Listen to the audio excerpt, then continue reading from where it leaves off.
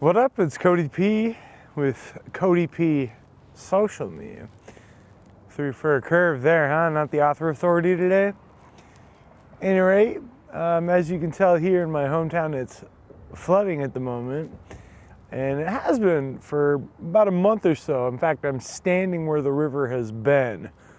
And now I think that the general analogy for a flood is that it washes things away. The opposite is actually true. Rain may wash things away, but the flood causes shit to surface, and it damages your basements, your foundations.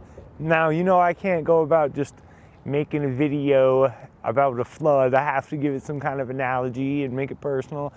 But yeah, I kind of had a flood of my own, a couple of them these last few seasons here. Lost a few friends this last winter and made a stink of my own public image, but it taught me a lot. And a lot of my shit did surface. A lot of the things that I've been doing wrong have come to the front. As well, recently I quit my job at the kitchen so I could do content creation full time.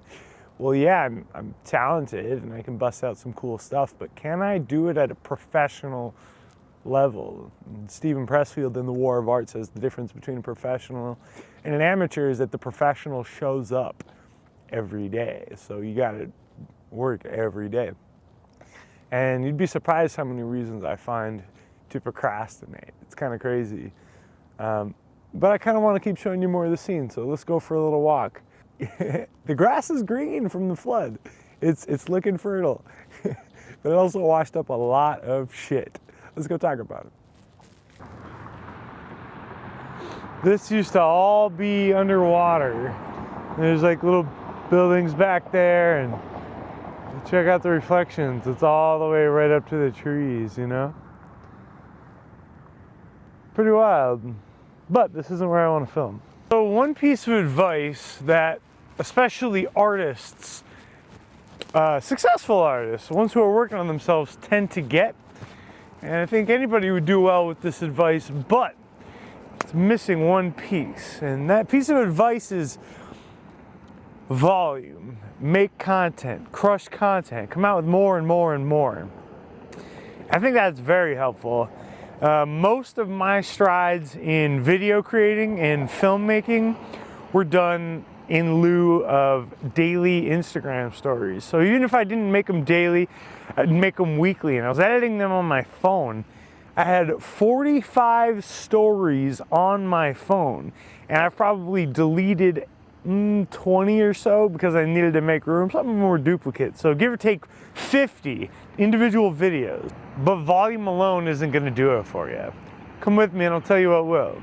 So the reason that volume is a good piece of advice is because it'll get you to work pretty much every day. It'll make you want to create something constantly. And again, those Instagram stories is where I got most of my growth, most of my efficiency in video editing, most of my creative ideas for transitions, which obviously don't really show very well here in YouTube. But I also saw a creator comment on a Roberto Blake video, and she was like, oh my God, thank you for saying create more content. Thank you for saying just do more, because I have been posting a video for every day. I just posted my 100th video. I'm so proud of myself.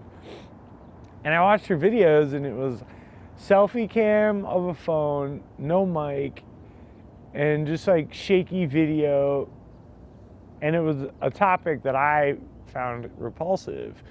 And maybe that, I'm sure that niche is out there somewhere. It definitely is. So props, you know, you are trying. That's excellent. I'm proud of you for making a lot of strides. But each video had about between 70 to 90 views, and her quality didn't improve at all. I'm going to talk about Cal Newport here for a second. He exclaims that in the 90s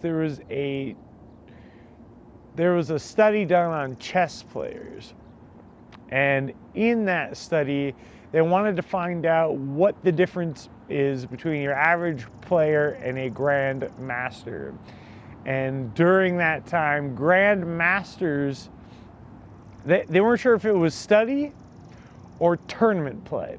So when you sit down and study and kind of figure out what you're going to do, what you want to practice, and what to aim towards versus tournament play, when you actually are in the field practicing against other players, learning what people do in real time. And the results of the study were immediately conclusive, and it was about a factor of 5 times more time spent studying for the Grand Masters. And kind of my takeaway from that was that if you pick what you want to practice and you know what you want to do going into the field, and you can hammer in one technique at a time or a couple techniques at a time, then you're going to become a lot better than just randomly throwing shit at the wall until something sticks. Especially if you keep throwing handfuls at a time and you don't even know what's sticking, you're just hoping to God. So that missing step to create more content is education. One of the things I found myself doing otherwise, though, is hiding behind education and sitting behind a screen theorizing, as opposed to actually getting out and doing it. It's about half and half. The popularized by Malcolm Gladwell 10-year or 10,000 hour rule, 5,000 of those hours should be spent studying. And it's going to make you a lot more efficient. You're going to be able to learn from the masters that came before you. When I played music, I thought, oh, I don't want to do what people have done before me. I want to create something new.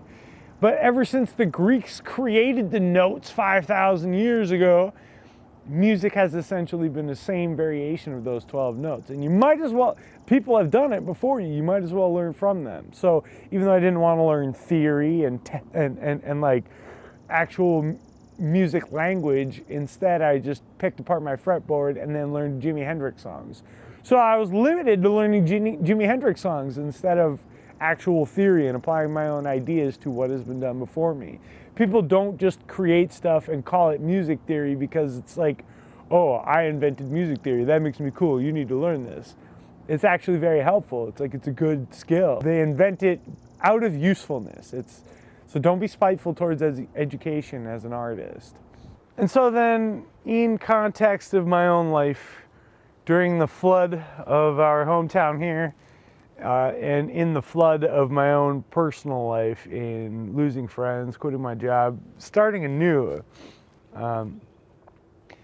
in hopping full-time in entrepreneurship and figuring out how I can capitalize on needs within the market just on my own will here, I've had a lot of questions. I don't know what the hell to do.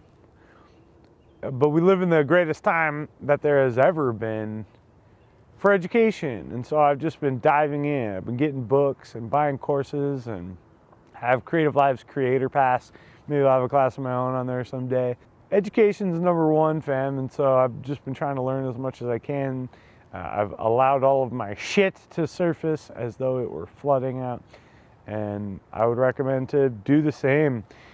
I don't think you should go and destroy all your personal relationships, but you will want to do something to implode the ones that you don't want, that you don't need.